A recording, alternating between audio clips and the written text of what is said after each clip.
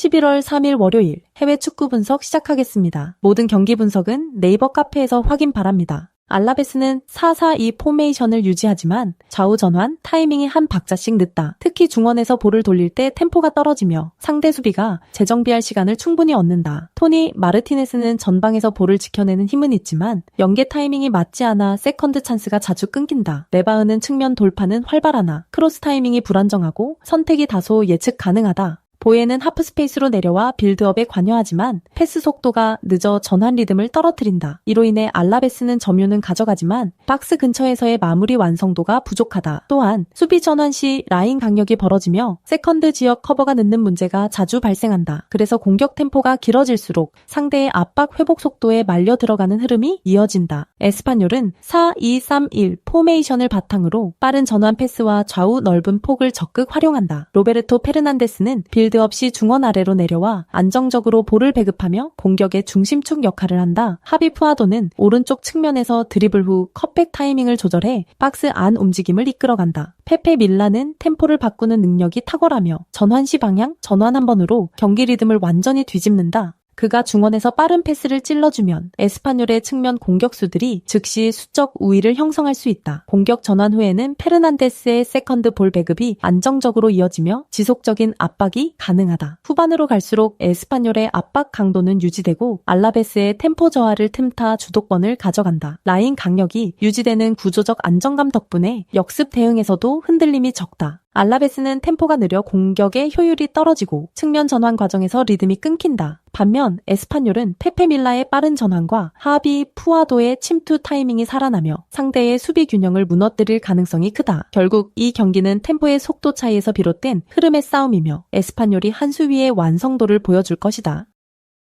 바르셀로나는 4-2-3-1 포메이션을 기반으로 짧은 패스 전환과 점유 중심의 공격 전개를 펼친다. 레반도프스키는 여전히 골문 앞에서 높은 결정력을 보여주며 세컨드 지역에서의 마무리 감각이 탁월하다. 페드리는 중원에서 템포 조절과 전진 패스의 타이밍을 동시에 가져가는 선수로 경기 리듬의 중심을 담당한다. 그의 볼터치는 압박을 이겨내는 유연함이 있고 한두 번의 방향 전환으로 상대 라인을 무너뜨린다. 페란 토레스는 측면 돌파와 컷인 패턴으로 박스 근처에서 활로를 만들며 레반도프스키와의 연계가 활발하다. 바르셀로나는 점유율 60% 이상을 유지하며 짧은 패스로 상대의 압박 라인을 서서히 끌어내는 구조를 선호한다. 후방 빌드업에서 중원으로 이어지는 패스 루트가 매끄럽고 전진 시 공간, 창출 능력이 탁월하다. 특히 홈에서는 템포를 높이다가도 상황에 따라 느리게 조절하며 경기 흐름을 완전히 주도하는 전형적인 스페인식 운영을 보여준다. 엘체는 3-4-1-2 포메이션을 유지하지만 탈압박 상황에서 백패스 빈도가 높다. 이로 인해 공격 전환, 템포가 느려지고 전진 의지가 떨어지는 흐름이 반복된다. 라파 미르는 제공권에서 강점을 보이지만 팀의 빌드업이 늦어 그의 장점을 살리기 어렵다. 헤르만 발레라는 측면에서 폭넓게 움직이지만 수비 가담 비율이 높아 공격 집중도가 떨어진다.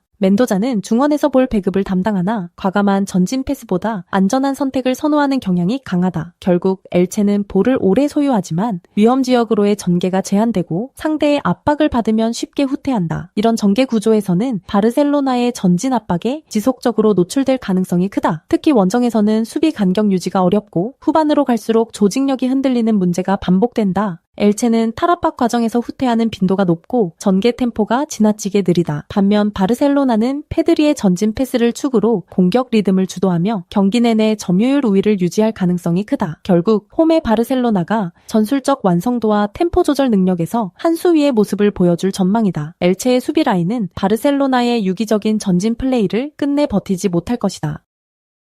베티스는 4-2-3-1 전형으로 중원 점유를 기반으로 한 짧은 패스 전개를 선호한다. 에르난데스는 타깃 매니저 일선 압박의 핵심으로 상대 센터백을 압박하며 공격 전환의 시발점을 만든다. 로드리고, 리켈메는 하프 스페이스로 내려와 볼을 받아주는 움직임이 탁월하며 빠른 템포 전환의 중심축이다. 로셀소는 이선에서 공간을 읽는 능력이 뛰어나며 측면과 중앙을 오가며 전개 리듬을 조율한다. 이 조합을 통해 베티스는 볼, 소유와 전환 템포 모두에서 안정적인 구조를 형성한다. 특히 에르난데스와 리켈메가 동시에 중앙으로 좁혀 들어오면 상대 수비 간격이 무너지고 중거리 슈팅 루트가 자연스럽게 열린다. 홈 경기에서는 볼 점유율보다 결정력 중심의 전개를 택하며 짧은 시간에 템포를 끌어올리는 데 능하다. 그래서 후방 빌드업을 느리게 가져가는 마요르카 상대로는 압박 전환에서 확실히 우위를 점할 가능성이 높다. 마요르카는 4-2-3-1 전형을 유지하지만 후방 빌드업 구조가 지나치게 깊다. 마테오 조셉은 활동량은 많지만 볼 연결 과정에서 고립되는 시간이 길다. 아사노는 측면 돌파가 빠르지만 중앙으로의 컷인이 적고 팀 전개 리듬과의 강력이 있다. 파블로 토레는 기술적인 플레이는 돋보이지만 전진 패스 타이밍이 늦어 공격 템포가 끊긴다. 결국 수비형 미드필더들이 지나치게 뒤로 처지며 전방 연결이 늦고 박스 점유율이 떨어진다.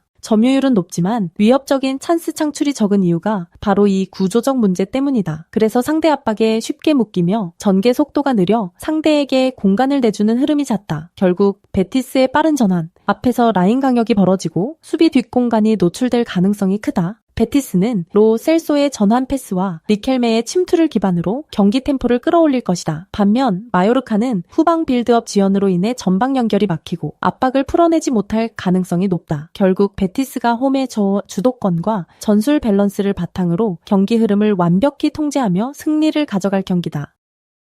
위트레흐트 포메이션은 4-3-3이며 공격 전개 구간에서 템포가 매끄럽지 못하다. 미겔 로드리게스는 좌측에서 폭넓은 움직임을 보이지만 크로스 타이밍이 일정하지 않아 결정적인 찬스로 이어지지 않는다. 블레이크는 중원에서 빌드업을 시도하지만 볼 터치 후 다음 패스로 전환되는 속도가 다소 늦다. 그래서 전방으로 연결되는 패스의 속도가 죽고 상대 수비 라인이 재정비할 시간을 준다. 옌센은 3선에서 전진 패스를 시도하지만 동료들의 침투 타이밍이 맞지 않아 연계가 자주 끊긴다. 팀 전체적으로 공격 리듬이 일정하지 않으며 세컨드볼 회수 이후의 판단도 한 박자씩 늦는 흐름이다. 그래도 홈에서의 조직적인 수비 블록 유지와 압박 전환은 비교적 안정적인 편이다. 네이메언 포메이션은 3-4-3이며 오가와는 측면에서 빠르게 침투하지만 크로스의 완성도가 일정치 않다. 체리는 중원에서 전진 의지를 보이지만 상대 압박이 들어올 경우 볼 간수 능력이 흔들리는 약점이 있다. 프로퍼는 하프라인 근처에서 빌드업을 조율하지만 중앙 전개 속도가 느려 공격 템포가 끊긴다. 그래서 팀 전체가 하프라인을 넘길 때마다 전방 침투 타이밍이 어긋나는 장면이 반복된다. 또한 결정적인 찬스가 나와도 마무리 정확도가 떨어지며 득점 기대치가 꾸준히 낮은 흐름이다. 그래도 네이메어는 수비 시 3백 간 간격을 좁혀 세컨드볼 대응을 강화하며 경기 전체의 안정감을 유지하려 한다. 양팀 모두 공격 전개에서 확실한 해결책을 찾지 못하고 있다. 위트레흐트는 전환 템포가 느리고 네이메어는 빌드업 과정이 단조롭다. 결국 두 팀 모두 결정적인 찬스 생산이 어려운 경기 흐름이다. 공격의 완성도보다는 수비 밸런스에 초점이 맞춰질 가능성이 높으며 이 경기는 전형적인 무승부 시나리오로 흘러갈 가능성이 크다.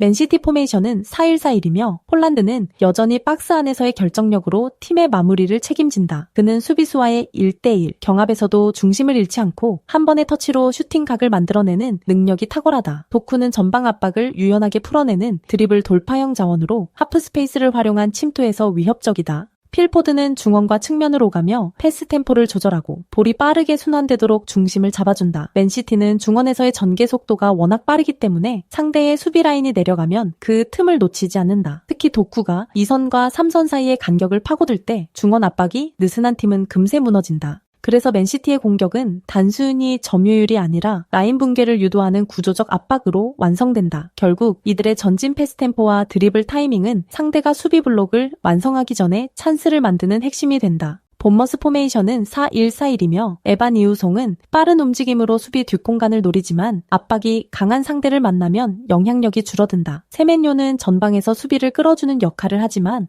홀딩 플레이가 길어지면 중원과의 연결이 단절된다. 테버니어는 킥 정확도와 크로스 타이밍이 좋지만 팀 전체 템포가 밀리면 공격 가담 타이밍이 늦어진다. 이 팀은 수비형 미드필더가 지나치게 깊게 내려가며 2선과 3선의 강역이 벌어지는 장면이 잦다. 그래서 중원 압박이 무너지고 하프라인 근처에서 세컨드볼 대응이 느려진다. 결국 수비 전환이 늦어지고 상대의 전진 드리블에 쉽게 공간을 내주는 구조다. 특히 강팀 원정시에는 선수들이 전반부터 위축된 경기 운영을 보이며 공격 전환 과정에서 템포를 잃는 경우가 많다. 이런 흐름이 반복되면 라인 강역이 더욱 벌어지고 실점 위험이 급격히 높아진다. 맨시티는 도쿠의 드리블과 포든의 패스 템포를 중심으로 경기의 흐름을 조율한다. 본머스는 압박 타이밍에 어긋나며 수비 간격이 벌어지는 구조적인 문제를 보이고 있다. 결국 이 경기는 맨시티가 하프라인 이후부터 상대를 잠식하듯 압박하며 홀란드의 결정력으로 승부를 마무리할 가능성이 높다.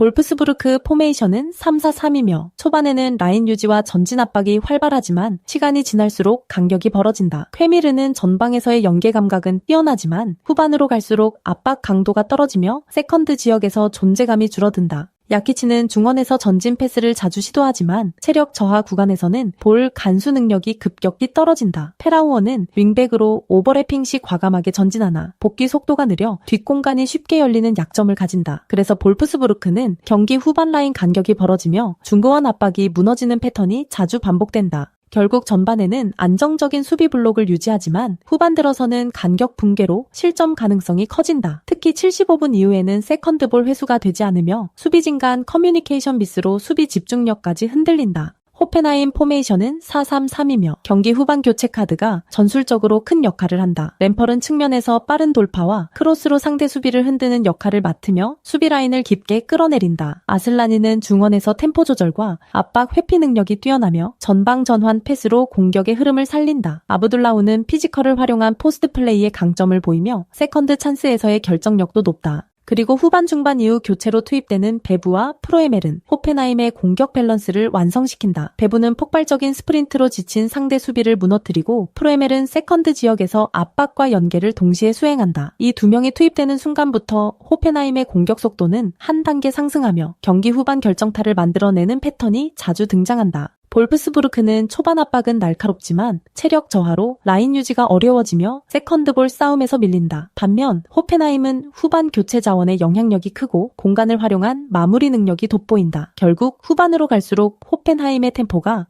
경기의 흐름을 완전히 가져올 가능성이 높다. 이 경기는 체력과 집중력의 균열을 정확히 파고드는 호펜하임의 승리 시나리오로 이어질 전망이다.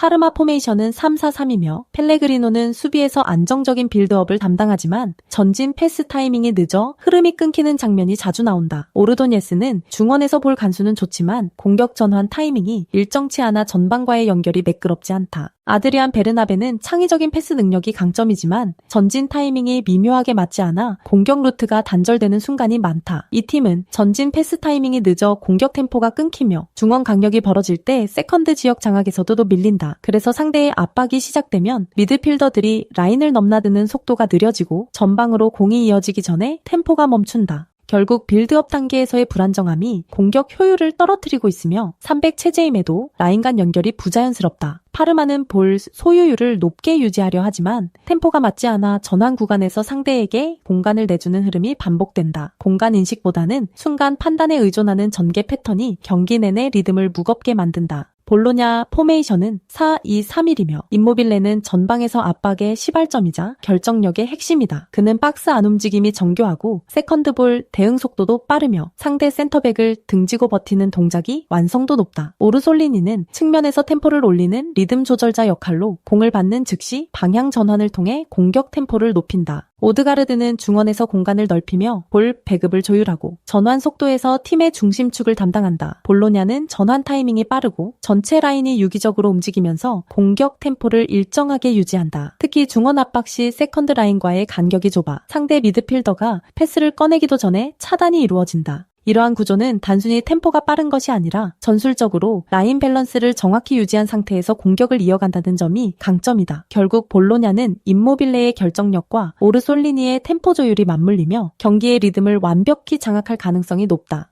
파르마는 전진 타이밍 불안과 미드필더 간 간격 문제로 공격 전개가 매끄럽지 않다. 반면 볼로냐는 템포 조절과 전환 구조가 완성형에 가깝고 공격 효율이 높다. 결국 이 경기는 볼로냐의 조직력과 템포 유지력 차이가 경기 흐름을 완전히 지배할 가능성이 높다. 임모빌레와 오르솔리니의 콤비가 이번 경기의 승부처를 결정할 것이다.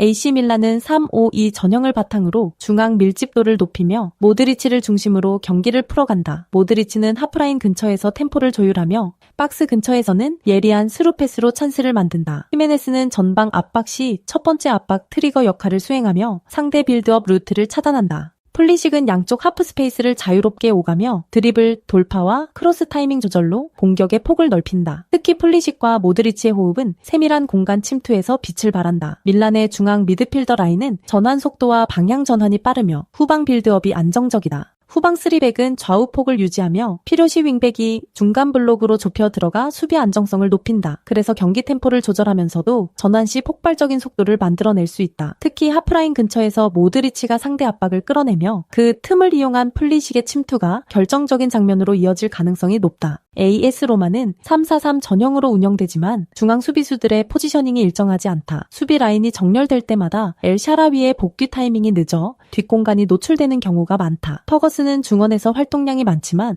볼 배급보다 압박 시 타이밍 조절에 집중하는 편이다. 마뉘코네는 피지컬을 앞세워 볼 탈취를 시도하지만 전개 과정에서 간결함이 부족하다. 그래서 로마는 중원 압박을 이끌어내는 과정까진 좋지만 그 이후 전환 시 정밀도가 떨어진다. 특히 3명의 센터백 간 통신이 불안해. 크로스 대응에서 커버가 늦는 장면이 자주 발생한다. 박스 근처에서 수비 간격이 벌어지면 이선 침투에 대한 대처가 늦어 실점 위험이 높아진다. 결국 이 불안정한 라인 조정이 오늘 경기의 가장 큰 리스크로 작용할 것이다. AC 밀란은 모드리치의 지휘 아래 중원에서 경기 리듬을 완전히 장악할 가능성이 높다. 플리식의 침투 타이밍과 히메네스의 압박 연계가 공격 완성도를 극대화한다. 반면 로마는 수비 라인 조정과 강형 유지에서 불안이 누적되며 조직적인 대응이 어렵다. 결국 창조성과 완성돼서 앞선 AC 밀란이 홈에서 승리할 가능성이 높다. 네이버 카페에 오시면 전 경기 분석글 확인하실 수 있습니다. 구독, 좋아요, 추천하기 누르시면 적중에 큰 도움이 됩니다. 구독 누르시고 보다 빠르게 분석글 받아보시기 바랍니다. 감사합니다.